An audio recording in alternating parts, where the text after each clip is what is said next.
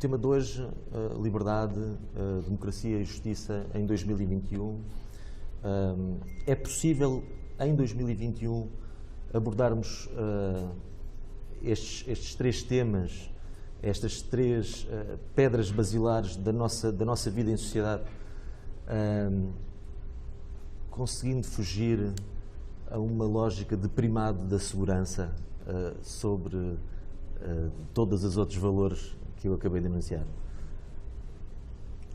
Primeiro falam os advogados, o juiz depois fala no fim. Pode ser? Muito boa noite a todos. Muito obrigado pelo convite.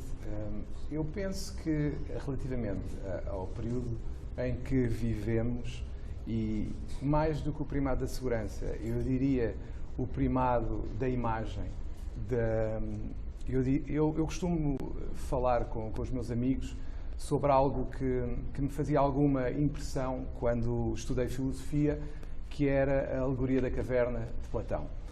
E cada vez mais, se calhar fruto da minha idade já avançada, começo a perceber-me de coisas que há 10, 20 anos não me apercebia. E nunca como hoje eu me sinto numa caverna. Ou seja, eu estou a olhar para uma parede onde refletem imagens que querem que eu veja.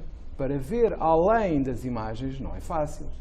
E isso preocupa-me muito porque, inclusivamente, eu noto na comunicação que eu, por força da posição institucional que tenho, tento fazer com os advogados, eu noto que existe uma dificuldade em pensar. E isso é assustador, porque quando se refere primado da segurança, quando se refere como é que se impõem determinadas ideias, eu olho para a capacidade de análise crítica, até minha às vezes, em determinadas situações, até bastantes, e sei perfeitamente e tenho a noção de que sou induzido a pensar numa determinada forma. Isto significa o quê? Eu há 2, 3 semanas fiz um comunicado, o Conselho Regional de Lisboa fez um comunicado a propósito de uma situação determinada e fiz 2 partilhas de redes sociais. Uma do comunicado, outra de uma notícia de jornal sobre o comunicado. E o que é que aconteceu? Eu reparei que o comunicado foi criticado com base num título de jornal, por pessoas que nem sequer se deram ao trabalho de ler o comunicado. Isto assusta.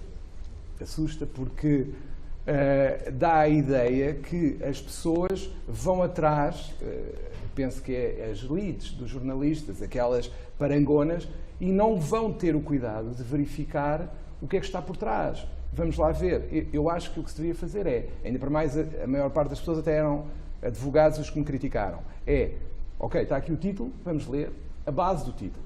O que é que foi a base que deu origem a este título? E a maior parte das pessoas que criticou, pelas críticas que fazia, claramente não tinha lido o comunicado. E isto, multiplicado por várias coisas que se assiste, levanta-nos a questão, primeiro, e por causa do primado da segurança, por causa da liberdade, nós temos uma questão de fundo, que é a questão da liberdade de imprensa.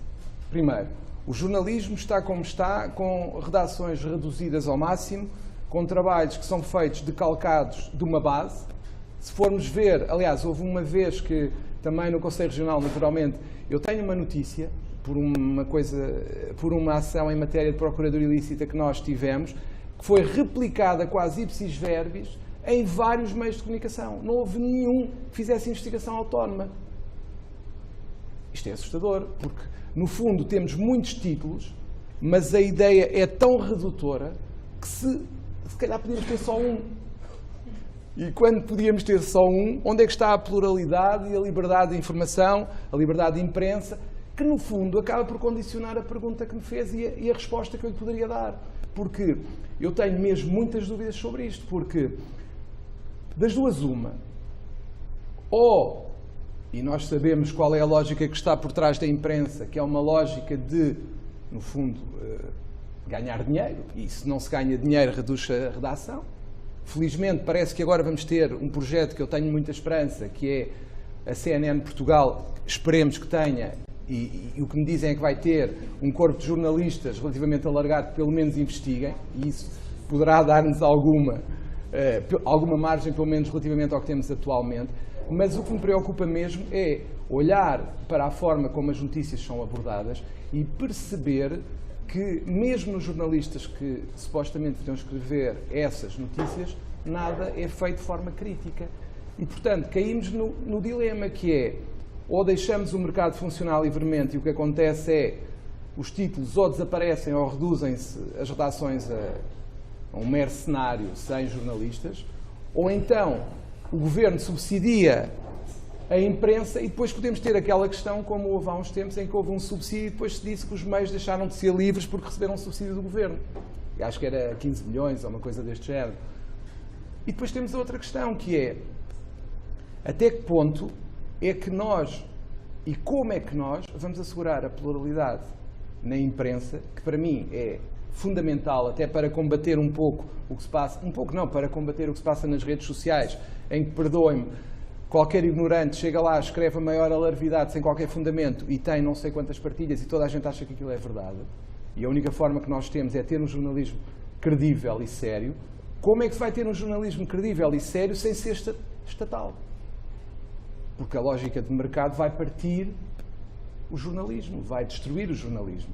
E isto é um problema, porque ou nós arranjamos, não sei como, um financiamento claramente independente, mas também não sei onde é que se vai buscar, ou aparece alguém, ou várias pessoas, vários players, como se diz habitualmente, que consigam implantar-se no mercado e ter força para veicular diversas opiniões, ou então o primado da segurança é mais fácil de alcançar por quem o queira.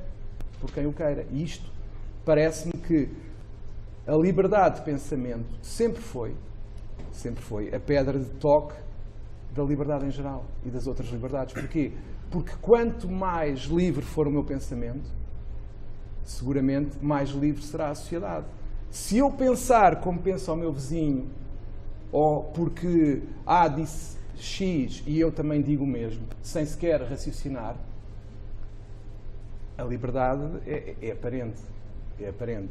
E claro, se aparecer alguém com tendências mais securitárias no governo, ou coisa que o valha, obviamente que tenta controlar a imprensa e, portanto, mas eu ainda não vou falar disso, porque isso também tem a ver com a questão da minha ordem profissional e das governamentalizações que para aí se fala. E, basicamente, o que eu acho é, neste momento, com as circunstâncias que nós temos, provocadas pela falta de pluralidade na imprensa, pelo domínio de determinado tipo de pensamento sobre a falta e em relação à falta de pensamento crítico da sociedade, poderá facilitar as tendências securitárias, sim.